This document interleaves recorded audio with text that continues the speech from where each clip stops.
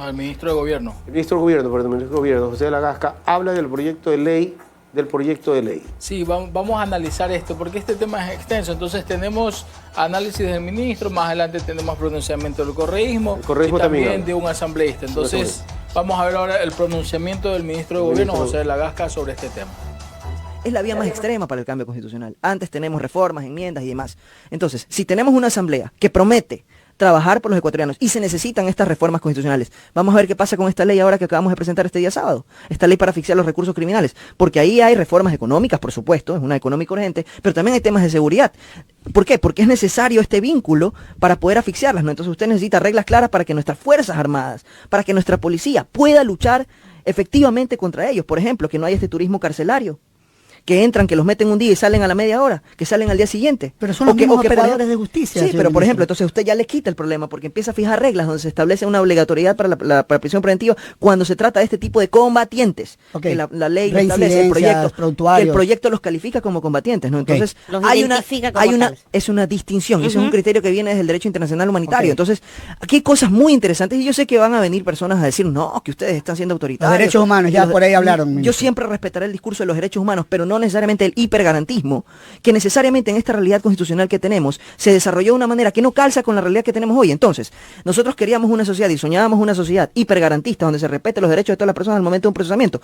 Correcto, pero cuando tienes una sociedad que al mismo momento permite ingresar a los grupos narcoterroristas, permite tener estas economías narcocriminales, no tienes ayuda de cooperación internacional, saca las bases militares y el apoyo a la cooperación internacional y creas el clima necesario para que el Ecuador se convierta o exista el peligro de convertirse en un narcoestado, donde las economías narcocriminales se tomen la estructura del Estado, permeen en la justicia, permeen en todas las instituciones, en las fuerzas policiales y demás. Cuando tienes todo ese riesgo, ¿qué tienes que hacer? Hacerle frente. Y eso es lo que estamos tratando nosotros a través de este proyecto de ley. Entonces, vamos a ver si la Constitución lo permite y si no tendremos que hacer los cambios. ¿En qué consiste este régimen jurídico especial que contempla este proyecto de ley? Varias cosas. Por ejemplo, usted necesita saber que cuando existe un conflicto armado interno es que existe la violencia. No porque el presidente lo dicte y porque lo califique, no. Se reconoce y hay las reglas para reconocerlo. Entonces, una vez que estamos dentro del conflicto reconocido, el conflicto armado interno, usted tiene que cambiar las reglas de enfrentamiento, cambian las reglas de procesamiento, cambian las reglas hasta de cómo afrontarlo económicamente. Es decir, todo el Estado se prepara en lo jurídico, en lo económico, en la fuerza pública. Todo se hace un sistema que se arma para luchar contra este flagelo. Obviamente esto no debe durar todo el tiempo, sino que hay estados de paz y demás. Pero cuando entramos en ese conflicto armado interno, el Estado tiene que sacar todos los juguetes. Y sacar todos los juguetes significa atacar en la parte económica para asfixiar. Esto no significa crear más tributos, sino tener más control, más regulación en cuanto a cómo se va a distribuir el flujo económico. No nos olvidemos que estamos en una economía dolarizada. Después, vamos a la justicia. Perfecto. Vamos a que los jueces venales dicten las medidas sustitutivas. No, señor, en estos casos no va a poder dictar medidas sustitutivas. Aquí es obligatoria la prisión preventiva. De repente, hay uso legítimo de la fuerza. Van y procesan al militar, van y procesan al policía. No, señor, usted ya tiene garantizado un indulto según las circunstancias y usted no le puede dictar prisión preventiva, sino que tiene que darles medidas sustitutivas. ¿Por qué? Porque así estamos reforzando en la práctica, en la realidad, desde lo jurídico, que nuestras Fuerzas Armadas se sientan seguras. Usted ve las cifras, les pido por favor a los ecuatorianos, no señor Serrano, que no sabe ni que ha reconocido públicamente que ni siquiera ha leído el proyecto. Creo que en responsabilidad legislativa ya debió leer el proyecto desde el mismo día sábado. Pero yo pido que lean el proyecto para que vean las cifras escandalosamente cómo subieron en el 2022, que ya tenemos más de 4.000 muertos violentos, y cómo subieron en 2023, se casi duplicaron. Y cómo se redujo en 2024, pero aún así sigue siendo alto. ¿Por qué?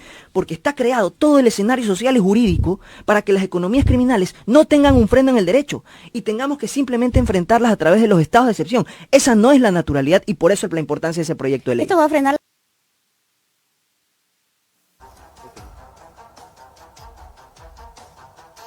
El indulto a la policía y al militar, al marino, al de la Fuerza Aérea.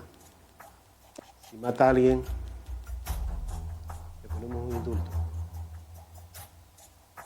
Y si es inocente, y si entran a la casa equivocada y aplastan la cabeza de un niño de una niña de 6 meses de nacida, como lo ocurrido en Urbasur, era la casa al lado que tenía que ir la policía, no la casa que allanaron. Le pusieron una pistola a una mujer un fusil a una mujer de la tercera edad. ¿Quién le paga el daño psicológico y físico a esas personas? Nadie, le dimos un indulto.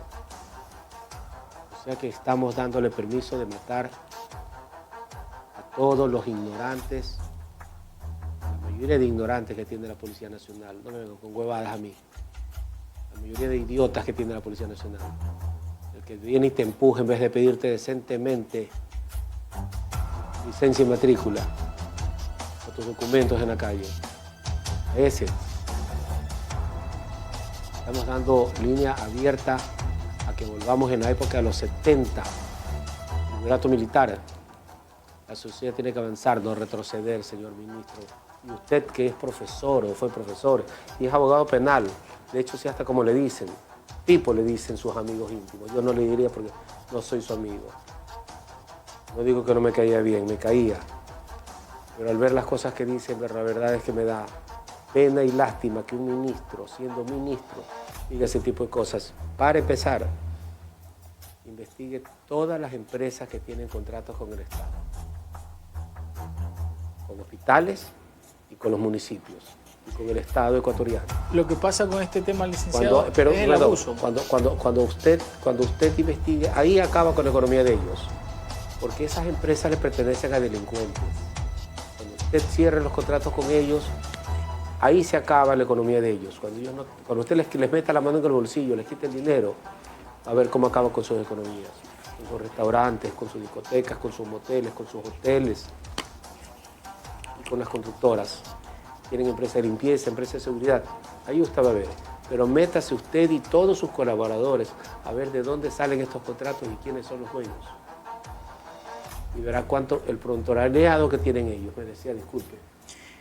Digo, lo que pasa con este tipo de propuestas es que el abuso de poder a veces de la policía, de las Fuerzas Armadas, hay que tener cuidado. Termina, exacto, hay que tener cuidado. Hay que tener cuidado. Pero usted como embajador de los derechos humanos y de la sociedad civil, ¿qué propone en lo que concierne a las declaraciones del ministro? A ver, para que no exista ese abuso, porque tiene que existir una ley rígida. Que los preparen. Necesitamos. A ver, yo estoy de acuerdo que tiene que existir una ley rígida.